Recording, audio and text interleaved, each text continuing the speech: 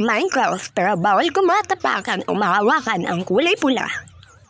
So ayun, dito tayo nag-respawn. Hindi ko na siya napakita kasi ang tagal-tagal niya mag-loading. Kaya dito ko na lang siya plinay ulit yung vlog. So, ang mission natin sa video ito ay makahanap ng emerald. So maghanap na tayo ng village dahil doon ay may emerald. May bulaklak pala tayong hawak kanina, kaya doon ko na lang siya tinanim. Kasi hindi ko rin alam kung saan ko yun nakuha.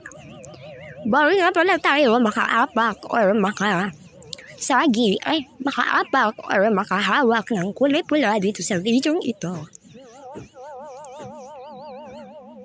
Ayun, ang gaganda ng mga puno dito. Ang daming puno. So, ayan. Uy, ba't doon ako dumaan? Wala, talo tuloy. Bye guys, like, follow, and share.